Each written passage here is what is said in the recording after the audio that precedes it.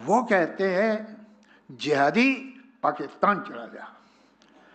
अब अगर मेरे पास सिर्फ चॉइस पाकिस्तान और जहन्नुम यानी नर्क की है तो मैं नर्क ही जाना पसंद करूँगा। इंसान के शरीर में जो उसके सर के अंदर एक चीज़ होती है जिसे हम मस्तिष्क कहते हैं, दिमाग कहते हैं, ये एक अजीब कंप्यूटर है।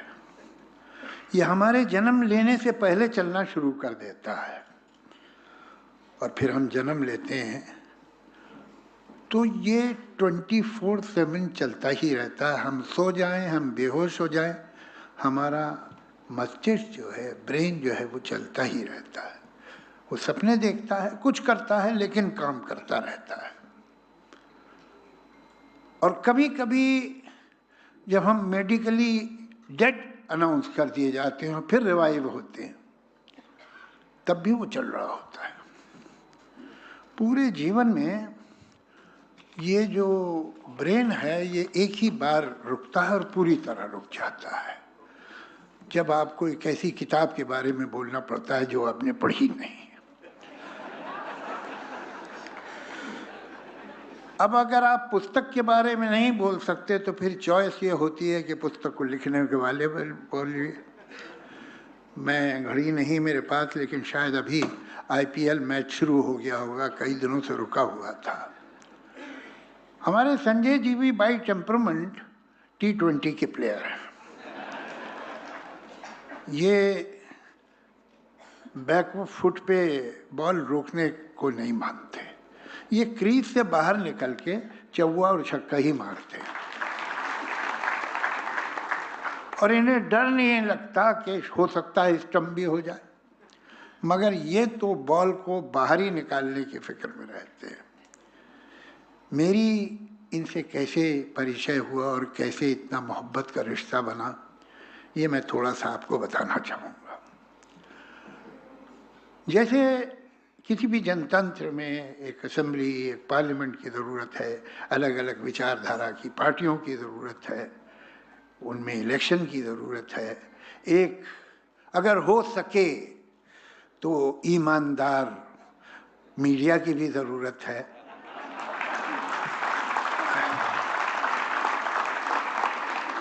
उसी तरह ऐसे नागरिक भी होने चाहिए जो किसी पार्टी के न हों। उन्हें जो बात सच लगे कहें, जो बात बुरी लगे वो कहें। पार्टी लॉयल्टी नहीं कोई, सब पार्टी हमारी और कोई पार्टी भी हमारी नहीं। तो मैं भी उन्हीं में से एक हूँ। तो नतीजा क्या होता है कि अगर आप एक तरफ से बात कर रहे हैं तो एक ही लोगों को नाखुश करेंगे, लेकिन अगर हर तरफ से बात कर रहे हैं तो बहुत ज़्यादा लोगों को नाखुश करते हैं। मैं कभी आप मिलिएगा अलग तो मैं दिखाऊंगा अपना आपको ट्विटर, अपना व्हाट्सएप, जिसमें मुझे दोनों तरफ से गालियाँ आती हैं। ऐसा नहीं है, मैं बहुत थैंकलेस हूँगा और ये ना कहूँ कि बहुत से लोग अप्रिशिएट भी करते हैं, बहुत से लोग हिम्मत भी बढ़ाते हैं, तारीफ भी करते हैं, प्रशंसा भी करते हैं। लेकिन ये भी सच है कि मुझे इधर से भी जो एक्सट्रीमिस्ट गाली देता है और उधर का एक्सट्रीमिस्ट भी गाली देता है। यही सही है। अगर इनमें से एक ने गाली देना बंद कर दी तो मुझे परेशानी हो जाएगी कि मैं क्या गड़बड़ कर रहा हूँ। तो ये कहते हैं कि तू तो काफिर है और जहन्नुम में जाएगा। वो कहते हैं जिहादी पाकिस्तान चला जा। अब अगर मेरे पास सिर्फ चॉइस पाकिस्तान और जहन्नुम यानी नर्क की है तो मैं नर्क ही जाना पसंद करूँगा, अगर यही बस चॉइस है। तो हुआ ये कि जब से मैं मुंबई, तो मैं आया था 19.5 साल का था। आज जो कुछ बना, जो कुछ मुझे मिला, जो कुछ जहाँ भी तो पहुँचा, ये सब मुंबई की महाराष्ट्र का कर्म है। वो तो मैं 7 जन्म भी नहीं उतार पाऊंगा। तो इतने, ये पहले तो हम दूसरे कामों, ये पिछले समझिए 30 वर्षों में कुछ होश आया कि भाई ये सब भी सोचो क्या हो रहा है देश में। तो ये सब बातें शुरू हुई तो हुआ ये कि पिछले 30 वर्षों में 4 बार मुझे पुलिस प्रोटेक्शन मिला और मैंने मांगा नहीं कभी। मैं जब घर वापस आया किसी रिकॉर्डिंग से, शूटिंग से, तो देखा पुलिस बैठी हुई है। तो हमने भाई क्यों? तो कहने नहीं, वो हमें कमिश्नर साहब ने कहा है कि आपको थ्रेट परसेप्शन है तो हम आपको बिठा रहे हैं। 4 बार में से 3 बार मुझे मुल्लाओं की वजह से मिला। ये बिल्कुल रिकॉर्ड पे है। पहली बार जब एएन रॉय साहब थे यहाँ के चीफ ऑफ द पुलिस, उन्होंने दिया था और तभी मेरी उनसे मुलाकात हुई। मैं तो जानता नहीं था, मैंने ऐसे तब तक कोई काम किए नहीं थे कि मुझे पुलिस से मिलना पड़े। और ये 3 बार के बाद एक बार ऐसा हुआ कि दूसरी तरफ से आ गया, और जो इल्ज़ाम मुझ पे लगा था वो ठीक नहीं था। तो मैंने सोचा अब ये 20-25 लोगों को मैं कहाँ अलग अलग जवाब दूंगा, और मैं बताऊंगा कि मैंने क्या कहा था और क्यों कहा था। तो मैंने एक आर्टिकल लिखा, वो तो मैंने इंग्लिश में लिखा था, लेकिन मैंने सोचा कि इसे छपना कहाँ चाहिए, और मेरे ध्यान में आया एक अखबार। तो मैंने उसे मराठी में ट्रांसलेट करवाया और मैंने फ़ोन किया संजय जी को कि आपसे मैं मिलना चाहता हूँ। कहने आ जाइए। मैं इनके ऑफिस गया सामना में। मैंने कहा कि सर मैं एक आर्टिकल लेके आया हूँ जो मैं चाहता हूँ सामना में छपे, कहीं और छपे ना छपे। और मैंने इन्हें दिया। वो आर्टिकल 2-3 पेज का था, इन्होंने 5 मिनट में पढ़ लिया। कहने किसने ट्रांसलेट किया है? बहुत अच्छा ट्रांसलेशन है। मतलब पहली तारीफ मेरी नहीं हुई, जिसने ट्रांसलेट किया था उसकी की आपको याद होगा। तो मैंने कहा जी बताया मैंने कि फला ने, बहुत अच्छा है, अच्छा है उसने किया है। तो अभी तक मुझे नहीं मालूम था कि ये छापेंगे, कहेंगे हाँ छाप दूंगा कि नहीं। तो मैंने कहा सर फिर मैं तो चाहता हूँ कि सामना में आए, इसलिए कि जो मैंने कहा लिखा है दिल से लिखा और यही सच है। तो कहने दिल से लिखा है और सच है तो हम ही छापेंगे, और कौन छापेगा। तो वो सामना में छपा। उसके बाद वो और भी बहुत जगह छपा, जो बड़े बड़े पेपर्स हैं। लेकिन मैं आपको एक बात बताऊं कि हर पेपर ने, हिंदी के भी इंग्लिश के भी, मेरा एक सेंटेंस कहीं से काट दिया, एक पैराग्राफ कहीं से कम कर दिया। वो पूरा आर्टिकल सिर्फ सामने में छपा। ये सच। तो मैं तो इनका भक्त हो गया, आंखें खोल के, अंध भगत नहीं।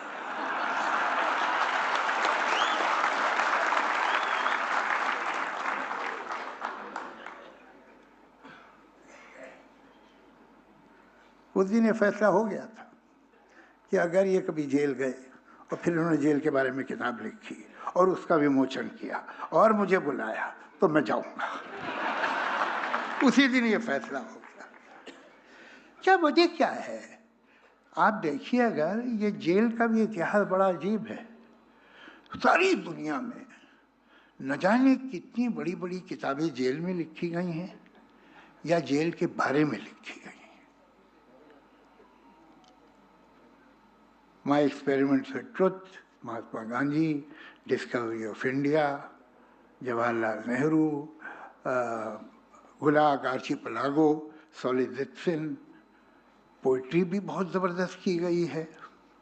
एक वो है एडवर्ड किंग, उसने माई पोइम्स इन जेल।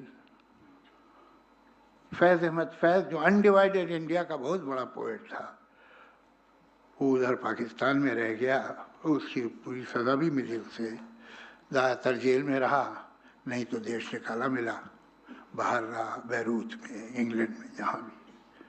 उसने जेल में बहुत बरस काटे और जेल पे बहुत कविताएं लिखी। मैं 2-3 लाइनें आपको सुनाता हूँ कि कैसे उसने जेल की सुबह को डिस्क्राइब किया है।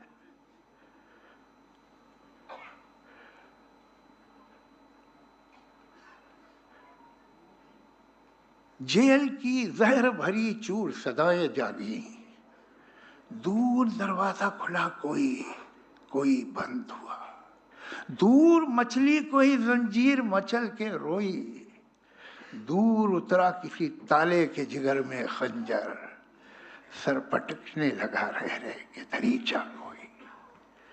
क्या डिस्क्रिप्शन, जेल की शाम, जेल में कैसे, तो बहुत सारी।